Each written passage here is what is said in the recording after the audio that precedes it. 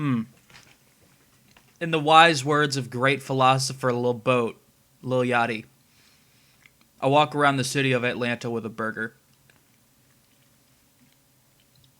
This is Album Quest Day 8, y'all. This is the start of week 2. Can you believe it? Already 2 weeks, already on second week. If you don't already know, Album Quest is where I challenge myself to listen to a new album every day of 2024. And today our album was Lil Boat 2 by Lil Yachty, right up here. I'll figure this out eventually. There we go. Boom. I literally just finished listening to this like not even 5 minutes ago. Thank God for days off. And you know what? I gotta admit that I'm coming at this kind of from an opposite perspective from how most people would be listening to Lil Yachty, because I started with his 2023 release that's almost a year old at this point. Let's Start Here, which was absolutely incredible, and I have a lot to say about that album in my previous review. I'll link it in the description. And then I heard like the other singles that he dropped last year, and coming from all of that stuff back in time to his older and like his younger work, it's interesting for sure. It's definitely pretty fun to be able to see kind of how he went down that path and see like what built him up to do those things.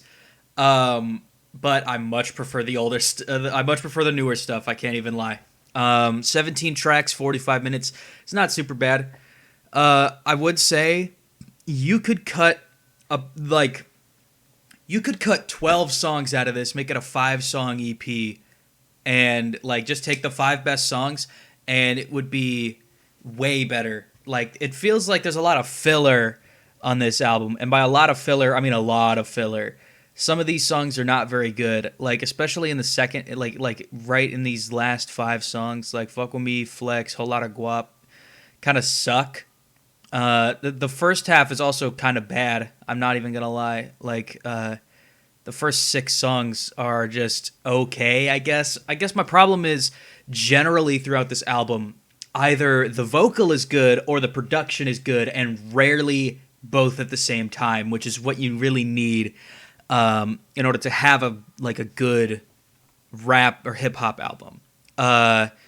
In the middle, it does actually get pretty good. Like everything from She Ready to Mickey, I actually enjoyed that. Like that's a nice run of songs. If it was just these ones, then I would be fine. This is where it actually started to like hook me in. You know, I felt myself kind of bobbing my head and like moving back and forth and like feeling all the different stuff. But like as soon as we get to the back like the back part, it's just kind of back to you know.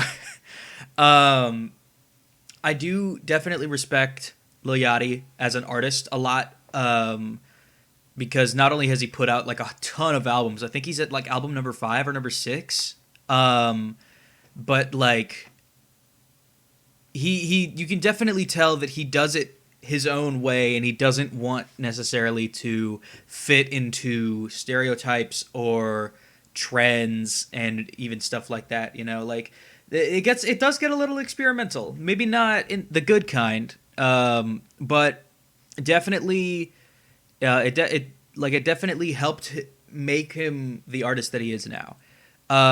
With that being said, I would give this a 4 out of 7. It's a decent album. My favorite song is probably NBA Youngboat or Mickey. Those are my 2. Other highlights are She Ready and I would say Pop Out. Honestly, like if I could get rid of the first 6 and the last 6 songs, awesome album. But I can't do that. So that's how that is. If you enjoy this album, or if you want to give me any recommendations for stuff I should listen to in the future, leave a comment down below. I read them all, and I'm always wanting to get more recommendations and add more stuff to my list. I'm trying to broaden my horizons. And I will see you on day 9 of Album Quest. Bye-bye.